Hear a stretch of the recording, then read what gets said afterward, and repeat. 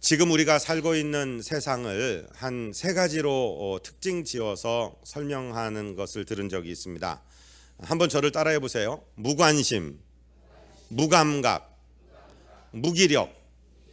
지금 우리가 살고 있는 세상이라고 그래요.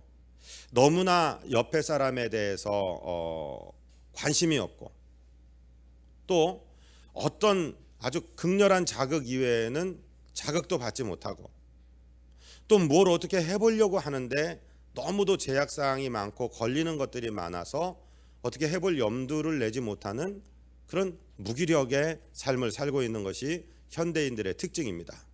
변화되는데요, 이 변화의 속도가 우리가 체감을 못할 정도로 확 바뀌고 있습니다. 저는 최근에요, 우리가 살고 있는 대전 시내를 운전하고 다니면서 막 의리의리한 차들, 뭐 이렇게 삼각형 가지만 있게 생긴 것도 많고, 막 그런 외제차들이 막 돌아다니고, 또 이웃 도시 세종에 가보면은 막 건물이 하늘을 찌르는 건물들이 막 들어가고 그러는데, 야, 이 땅 한 평 값이 얼마인가, 이 건물 하나가 얼마인가 물어보는데 우리는 상상도 못할 금액들이 되어 있고, 이러니까 때때로 나 자신에 대해서 굉장히 무기력하게 생각될 때가 있어요. 아마 예수 믿는 목사가 이 정도인데 다른 세상 사람들은 어떡하겠어요? 하나님은 눈에 안 보이는데 이 세상은 너무도 대단하니까 이 세상과 자신을 비교한 다음에 굉장히 무기력한 것을 느낍니다. 그리고 나서는 외로워집니다. 사람들 사이에 늘 섞여 살면서도 외로워요. 내가 말을 잘못 한마디 어떻게 하면은 이게 누구한테 상처가 될까? 내가 행동을 어떻게 잘못하면은 이게 어떻게 또 역으로 공격이 돼서 들어올까? 이런 아주 복잡한 시대를 우리가 살고 있어요. 그러면서 정말로 외롭다, 나 혼자다, 이런 생각을 한단 말씀이죠. 우리 해마다 인구 센서스를 하는데 근년에 있었던 이 센서스를 보니까요, 여가 시간이 생기면은 나 혼자 지낸다, 이렇게 얘기하는 사람들이 몇 퍼센트냐면은 56%, 57% 이렇게 넘어가요. 이게 2007년도에만 해도 44% 정도였었는데 한 10년도 되기 전에 무슨 10여 %가 올라가서 혼자 있는 것을, 옛날에는 가족들이 둥그렇게 둘러앉았고 한 20여 년 전만 해도 바보상자라는 TV 앞에서 사람들이 시간을 보내더니 지금은 자기 손바닥에 있는 전화기 그 화면 들여다보면서 혼자 있는 사람들이 많아졌다 이거예요. 우리 살고 있는 주변에도 혼자 살려는 원룸 이런 것들이 많아져서 상대방을 만나기 싫어하고 혼자 있는 사람들이 늘어난다는 거예요. 이게 우리 자녀 때로 갈수록 더 심각한 퍼센티지를 느끼고 있습니다. 친구와 여가 시간을 보낸다는 사람들이 30대에서는 6.4%, 40대에서는 5.9%, 50대에서도 6.0%에 불과한 시대를 우리가 살아가고 있어요. 다 혼자 지내니까 외롭다 말씀입니다. 그런데 이 외롭다는 것 뒤에는 어떤 세력이 존재하고 있다는 것을 우리가 인정하고 깨달아야 됩니다.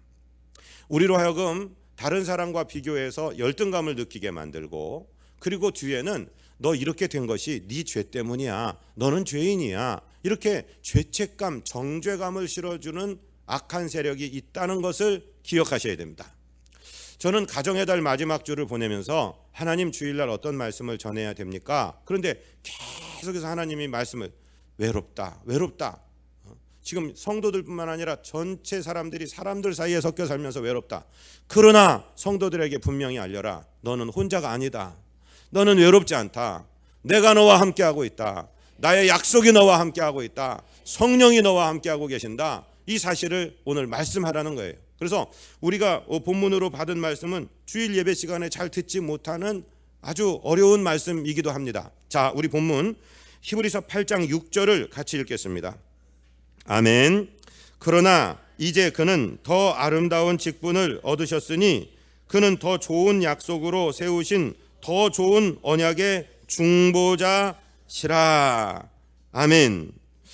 굉장히 어려운 말씀이에요. 여기서 그가 누구고 더 좋은 약속이라는 게 뭐고 중보자가 뭐냐 하나도 못 알아듣겠다. 당연합니다. 무슨 말씀이신지가 당연합니다. 못 알아듣겠다는 것이 당연합니다. 이 말씀은요, 이 히브리서라는 말씀은 한번 따라해 보세요. 히브리서는 어떤 책은 저자의 쓴 인간 저자의 이름을 따라서 뭐 마태가 기록한 복음, 누가가 기록한 복음 뭐 이렇게 얘기하고, 어떤 것은 수신자에 따라서 로마서 그러면 로마에 있는 교회의 성도들에게 보낸 편지 이러는데, 히브리서라는 말은 히브리라는 지역이 있는 것이 아니라 히브리 민족의 성도들에게 보내는 글이에요. 편지예요. 그러니까 발신자가 누구인지는 정확하게 알지 못해요. 이 히브리서는 바울의 기록인지 베드로의 기록인지 인간 저자가 누구인지는 몰라요. 그래서 이 저자를 이야기할 때 히브리서 저자 이야기하지만 이 받는 사람들은 분명해요. 이 히브리 사람들에게 보내는데, 히브리라는 말은 어떤 지역의 이름이 아니라 민족의 이름이에요. 즉 유대 민족을 히브리족 이렇게 불러요. 세계 역사에 보면 출애굽 당시 애굽 사람들이 이 사람들을 부를 때 핫비루 족속이라고 불렀는데, 그것은 히브리 족속을 말하는데, 이 히브리서의 수신자들이 누구냐면 유대인들이에요. 민족적으로 히브리족인 유대인들 신자들이 지금 이 말씀을 받아요. 이때 당시에는 어떤 시대냐면은 예수님이 살아계신 시대가 아니라 예수님이 십자가 지시고 부활하시고 하늘나라 올라가신 상태예요. 예수님은 눈에 안 보이고 예수님이 전해주신 말씀만 붙들고 있는데, 자기 히브리인들이 믿는 유대교를 보면 뭐 절기도 있고 제사장도 있고 뭐 대단한 막 보이는 것들이 많단 말씀이에요. 저도 교회에서 태중신앙으로 자라서 있는데, 청소년쯤 되었을 때 옆에 우리 중학교 영어 선생님 결혼식에 가봤는데, 신부님이 집례하시는 결혼식 미사가 있는데, 성당은 건물도 으리으리하고 막 악기도 지어 있고 신부님도 막 대단한 옷을 입으시고, 그러니까 야 대단한데 우리 교회 와 보니까 초라한 거예요. 무슨 장식도 별로 없고 이러니까 초라한 마음이 들고, 야 이거 가짜 아닌가? 저기는 더 진짜 같아 보이는데 막 이런 생각을 해요. 사도 바울은 고린도 교회에다 편지하면서 고린도 교인들에게, 형제들아 너희 부르심을 보라. 육체를 따라 지혜로운 자가 많지 아니하며 능한 자가 많지 아니하며 문벌 좋은 자가 많지 아니하도다. 이런 말씀을 자꾸 생각나게 하는 거예요. 고린도 성도들은 문자 해독을 할 수 있는 사람이 성도 중에 1-2%밖에 안 됐다는 기록이 있어요. 별 볼 일 없는 사람들이에요. 예수님의 제자들 12명 별 볼 일 없는 사람들이에요. 물고기 잡던 사람들, 또 손가락질 받던 세리들, 이런 사람들이에요. 그런데 주님께서는 적은 무리여 무서워하지 말라. 아버지께서 그의 나라를 너희들에게 주시기를 기뻐하시느니라. 주님은 위로를 하시는데 막상 자기들의 사정을 보면은 아주 초라하기 이를 데 없는 사람들이란 마찬가지죠. 히브리서의 신자들도 마찬가지입니다. 아니 유대교의 종교의 전례나 무슨 절기나 어떤 의식은 대단한데 우리는 그냥 예수님만 믿으라고 하니까 마음이 불안하고 두렵고 그런 거예요. 그런데 주님께서 이 말씀을 남겨주시는 거예요. 우리가 지금 히브리서 8장 6절을 다시 한번 읽어봅니다. 그러나 이제 그는 더 아름다운 직분을 얻으셨으니 그가 더 좋은 약속으로 세우신 더 좋은 언약의 중보자시라. 보이지 않는 예수님만 믿으라고 그러고 아무것도 없는데 이제 흔들리고 유대교로 돌아갈까? 유대인들은 대단한 절기를 지키고 종교의식이 있는데 우리는 뭐냐? 이렇게 생각하는 그 히브리 민족에게, 예수 믿는 히브리 사람들에게 지금 히브리서 저자가 말씀하시는 거예요. 그는 즉 우리 위에서 십자가 지시고 그 십자가에서 보혈을 흘려서 우리 죄를 씻어주시고 죽음 권세를 깨뜨리고 부활하신 예수님께서는 이제 하늘나라 올라가셔서 하나님 보좌 우편에서 더 좋은 직분을 얻으셨다. 더 좋은 직분이라는 게 뭐냐면은 우리의 중보자가 되신다. 중보자, 잘 못 듣는 말씀이죠. 이 중보자의 뜻에는 한 세 가지의 뜻이 있어요. A와 B 사이에 중개를 하는 분, 그리고 A와 B 사이를 화평하게 하는 분, 그리고 A와 B 사이에 약자를 위한 보호자, 변호사가 되시는 분, 이런 뜻이 있어요. 우리 예수님은 이 세상에 살아계실 때 저와 여러분을 위하여 십자가 지셔서 그 보혈로 죄를 씻으신 다음에 그러면 부활하시고 하늘나라 올라가셔서는 우리와 상관없이 지내느냐? 아닙니다. 하나님 보좌 우편에서 저와 여러분을 위해서 기도하고 계시는 줄로 믿으시기를 바랍니다. 중보하고 계시는 줄로 믿으시기를 바랍니다. 우리가 연약해질 때, 우리가 죄를 지었을 때도 하나님의 사랑이 변함없이 우리에게 흘러갈 수 있는 것은 이분이 옆에서 우리를 위해서 변호하시는 거예요. 아버지의 명령을 받고 내가 세상에 내려갔죠. 내가 저 사람과 똑같은 몸을 입고 살아봤는데 참 죄의 유혹이 큽니다. 이 세상에 위협이 큽니다. 그래서 저 아들이 저 딸이 지금 넘어졌어요. 죄를 지었어요. 그런데 저놈이 나쁜 놈이라 그런 게 아니라 연약해서 그런 것이고 내가 저 아들 저 딸을 위해서 내 피를 흘렸으니 아버지 주의 은혜로 덮어주세요. 용서해 주세요. 그 죄를 기억하지 말아주세요 하고 하나님 보좌 우편에서 우리를 위하여 기도하시는, 간구하시는 더 좋은 직분을 얻으신 진짜 제사장이 계시다는 사실을 믿으시기를 바랍니다. 옛날 언약, 모세를 통해서 주신 언약은 이런 겁니다. 너 내 말을 잘 지켜.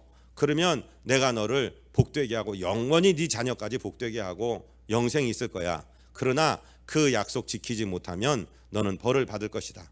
그게 율법의 한계입니다. 첫 번째 언약의 한계입니다.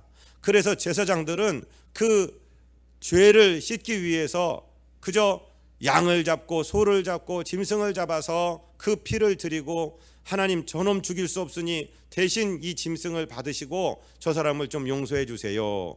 한정적으로 용서받던 일을 예수님 대제사장은 이제 양과 소와 염소의 피로 하지 아니하시고 당신의 보혈을 깨끗하게 한 번에 드려서 저와 여러분의 죄를 씻으시고 이제는 피를 드리는, 짐승의 피를 드리는 제사장이 아니라 더 좋은 직분을 얻으셔서 이제는 당신이 그 제사를 다 완성해 놓으시고 하나님 보좌 우편에서 저와 여러분을 위해서 중보하시는, 변호하시는 놀라운 직분을 감당하고 계시다는 사실을 믿게 되시기를 바랍니다.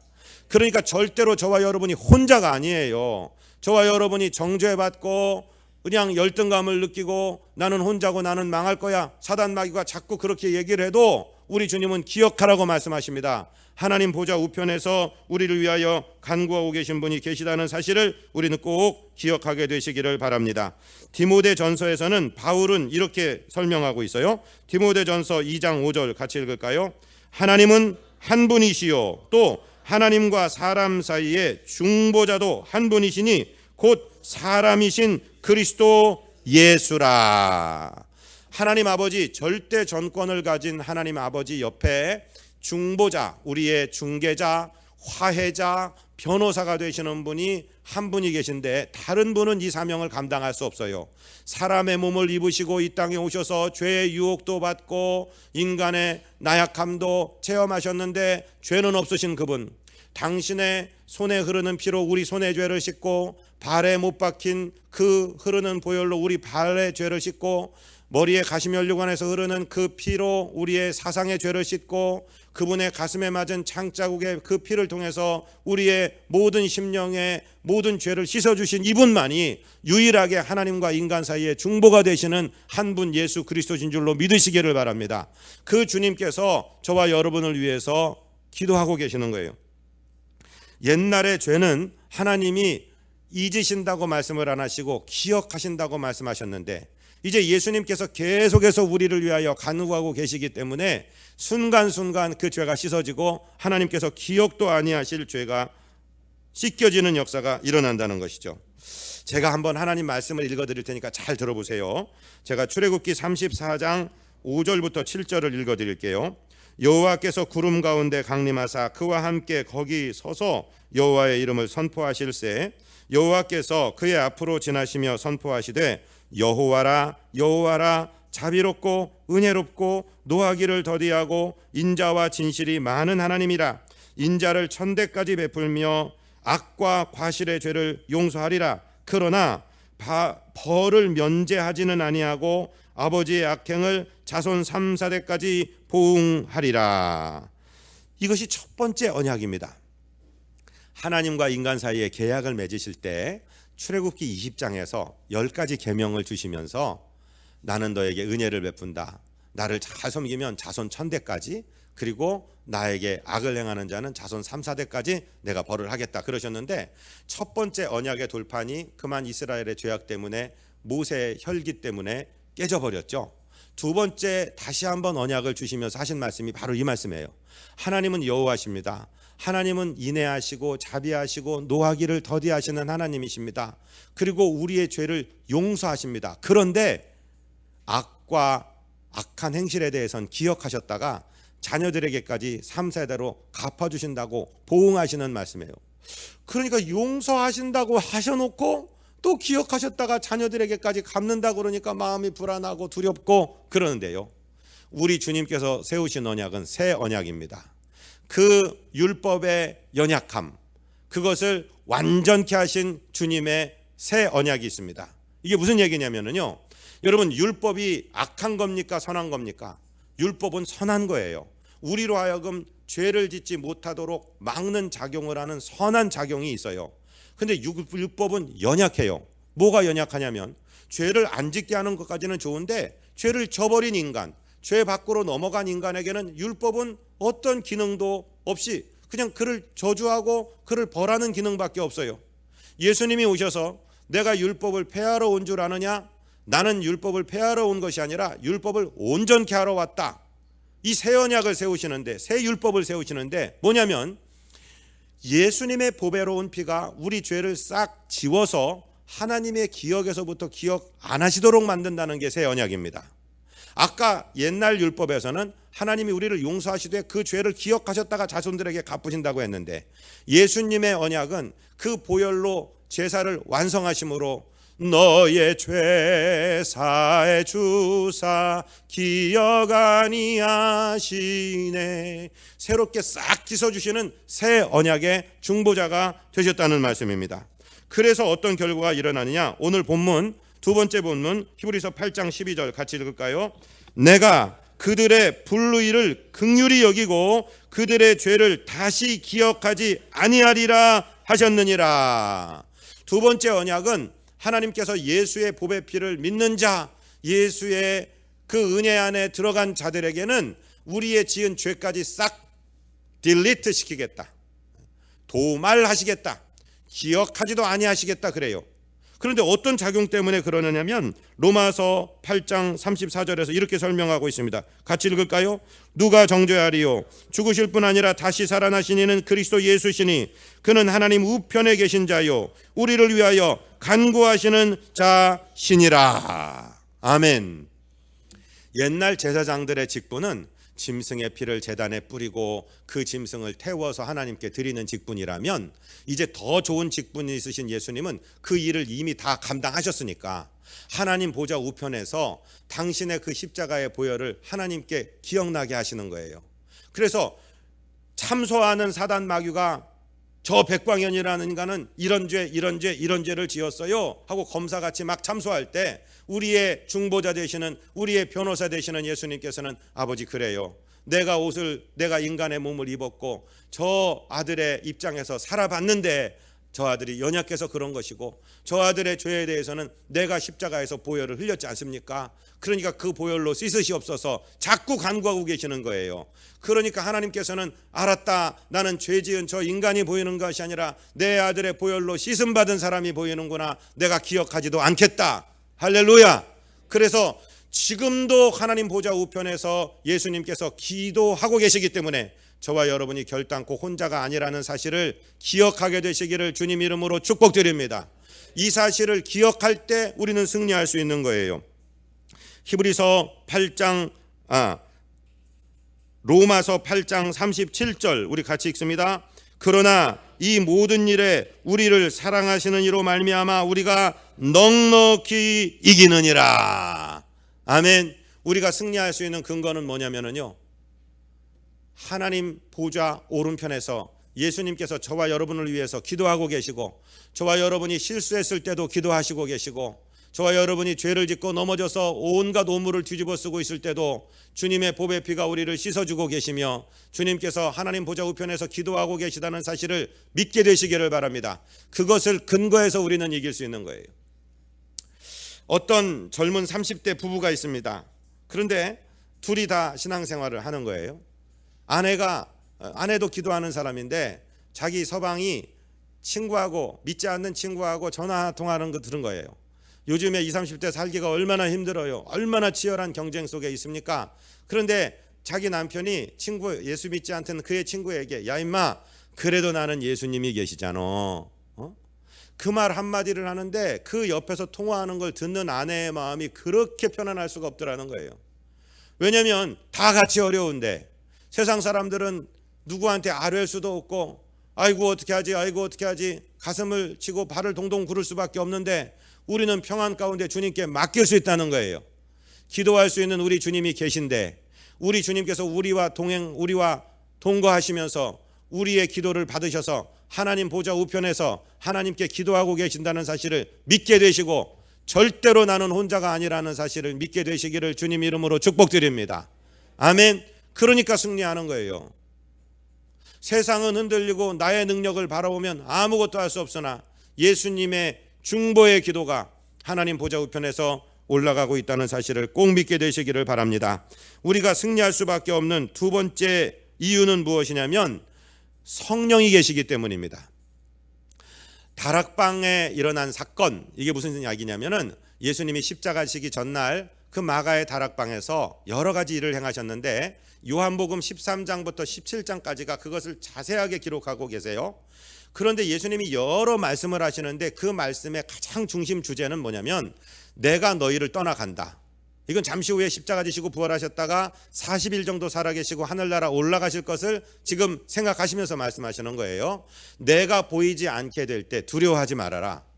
나와 똑같은 너희를 보호하시고 은혜를 베푸시는 분이 오시는데 그분은 성령이시다. 나는 지금 인간의 몸을 입고 있기 때문에 시간과 공간의 제약을 받고 있는데 그분은 영이기 때문에 시간과 공간의 제약을 받지 않으시는, 그래서 너희들에게 그분이 계시는 게 훨씬 이득인 그런 분이 오신다 하는 것을 설명하는데 굉장히 많은 부분을 할애하고 계세요. 자, 어떤 자리가 있는데요, 전임자가 계셨다가 그분이 떠나고 후임자가 온다, 이런 정도의 개념으로 제자들을 지금 위로하고 계시는데, 요한복음 14장 26절 27절 우리 같이 한번 읽습니다. 보혜사 곧 아버지께서 내 이름으로 보내실 성령, 그가 너희에게 모든 것을 가르치시고 내가 너희에게 말한 모든 것을 생각나게 하리라. 평안을 너희에게 비치노니 곧 나의 평안을 너희에게 주노라. 내가 너희에게 주는 것은 세상이 주는 것과 같지 아니하니라. 너희는 마음에 근심하지도 말고 두려워하지도 말라. 주님께서 우리에게 분명히 말씀하셨어요. 내가 떠나가면 내 이름으로 한 분이 오시는데 나와 똑같은 분이다. 여러분, 진짜 예수님이 우리 옆에 우리 집에 식구로 같이 살아 계신다면 얼마나 기가 막혀 죽겠어요. 무슨 걱정할 게 뭐 있어요. 그분께 보고하고 그분께서 하라는 대로 하기만 하면 다 책임지실 텐데, 그런데 똑같은 성령, 시간과 공간의 제약도 받지 않는 성령이 오신다 이 말씀이에요. 그분께서 오시면 우리가 일상생활을 할 때 불안하고 외롭고 열등감 느끼고 두려울 때 그분이 우리에게 함께 계시면서 야, 두려워하지 마라. 세상이 주는 평안과는 다른 평안을 내가 너희에게 준다. 그리고 예수님께서 말씀하셨던 것을 기억나게 해주시고, 우리가 예배 시간에 들으면서 받았던 은혜를 기억나게 해주시고, 말씀을 읽으면서 받았던 그 말씀들이 일상에서 떠오르게 하시는 분이 성령이신데, 그분은 지금 약속을 따라서 저와 여러분 안에 계신 것을 믿으시기를 바랍니다. 저를 한 번만 따라해 보세요. 성령의 내주하심. 내주라는 말이 뭐냐면 안내자, 또 거하신다 할 때, 거주하신다 할 때 주자. 우리 마음속에 성령이 살아계신 것을 믿으시기를 바랍니다. 아멘. 여러분, 이걸 자꾸 느끼셔야 돼요. 자꾸만 느끼셔야 돼요. 제가 말씀을 준비하면서 저희 식구들한테 물어봤어요.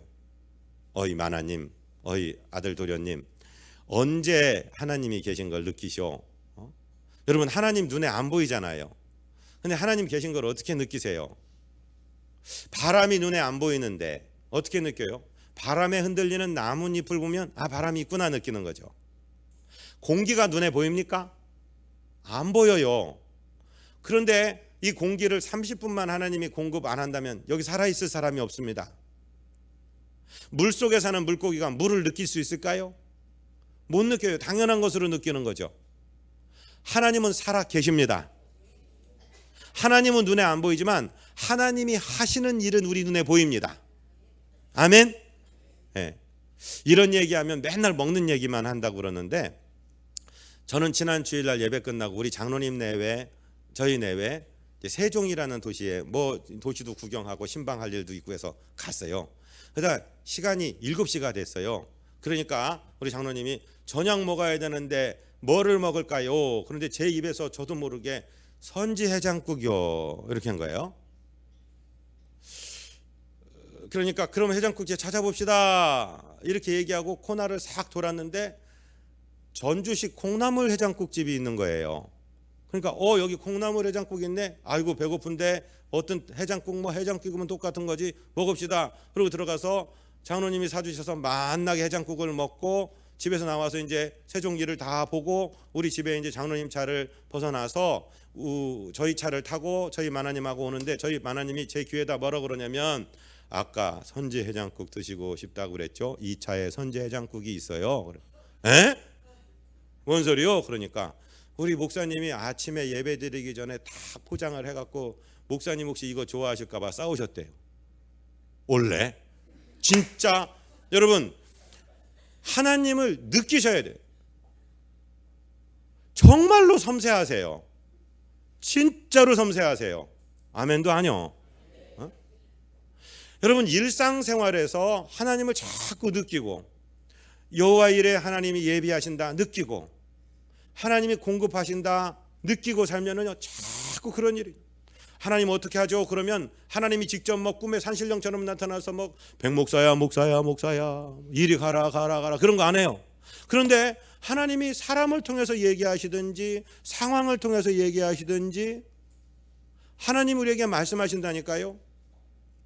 우리 안에 거하시는 주님과 교제하시기를 바랍니다. 우리 안에 거하시면서 우리에게 확신과 평안을 주시는 줄로 믿으시기를 바랍니다.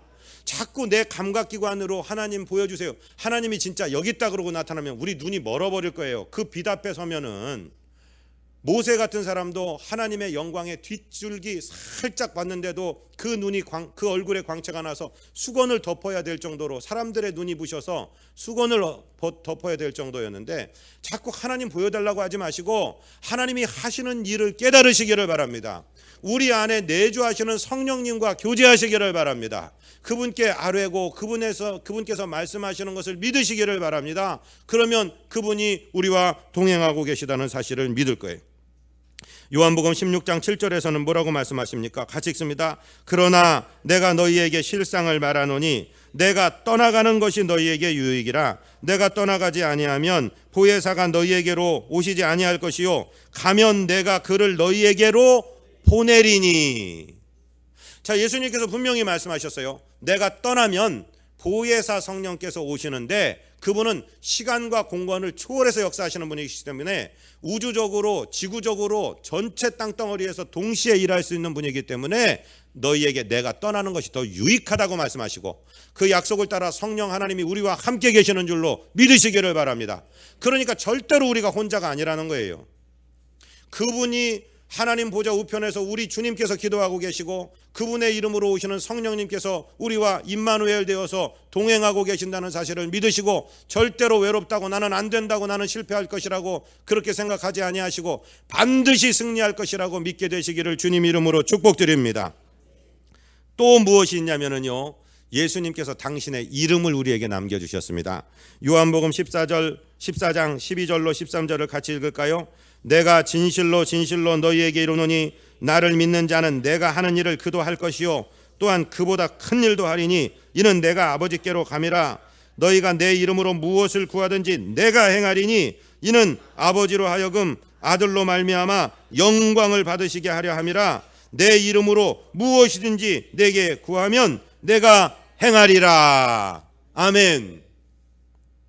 예수의 이름에 권세를 주셨어요. 저를 한 번만 따라 하십니다. 예수 이름으로, 예수 이름으로, 예수 이름으로. 네, 성령 하나님께서 우리로 하여금 예수의 이름을 사용하도록 말씀해 주시는 거예요. 성령은 예수님을 전하시는 영이에요. 예수님이 구세주이신 것을 우리에게 말씀해 주시는 영이시고 우리에게 권세를 주시는 영이세요. 그래서 성령에 충만한 사람은 예수의 이름의 권세를 사용하는 사람인 줄로 믿습니다. 여러분, 현장에서 예수의 이름의 권세를 사용하시기를 바랍니다. 예수 이름으로 기도하면 예수님께서 직접 행하신다고 했으니까. 정리합니다.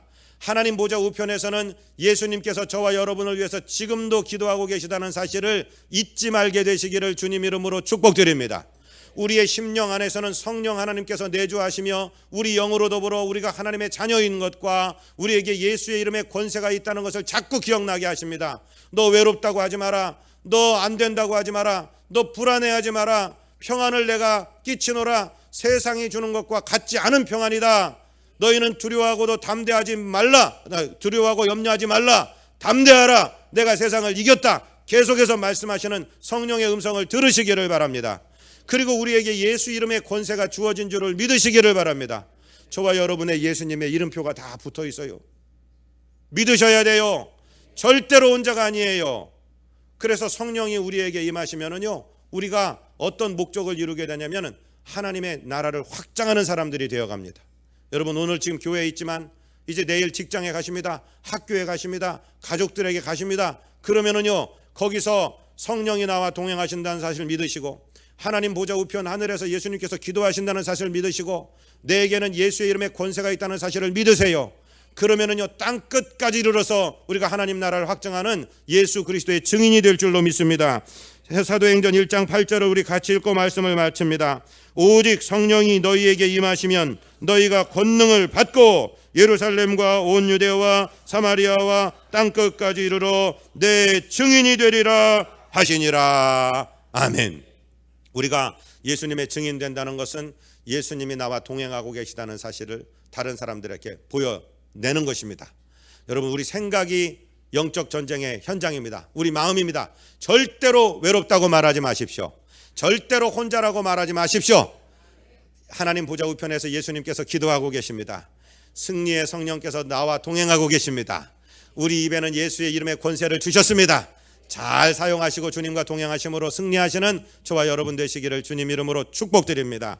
하나님 우리 아버지, 오늘 아침에 이 세상이 급변하고 이 세상에 눈에 보이는 것들이 너무 화려하고 나는 연약하여 아무것도 할 수 없는 존재같이 느끼고 무기력하게 되고 또 그것이 내게 죄책감까지 몰아와서 나는 지어놓은 죄 때문에 망하는구나 이렇게 생각할 때가 많은데 그 모든 사실이 우리 원수대적 사단 마귀가 뿌려놓은 잘못된 사실임을 깨닫습니다. 우리 주님 보배 피가 우리를 씻었습니다. 우리 주님께서 하나님 보좌 우편에서 지금도 간구하고 계십니다. 성령을 보내셔서 우리와 동행하시는 줄로 믿습니다. 세상 소리에 귀 기울이지 않고 성령님의 음성에 귀 기울이게 하여 주시고 우리에게 주신 예수 이름의 권세를 사용하여 예수 복음 전하며 승리하는 주의 제자들 되도록 인도하여 주옵소서. 우리 구주 예수 그리스도 이름으로 축복하고 간구하옵나이다.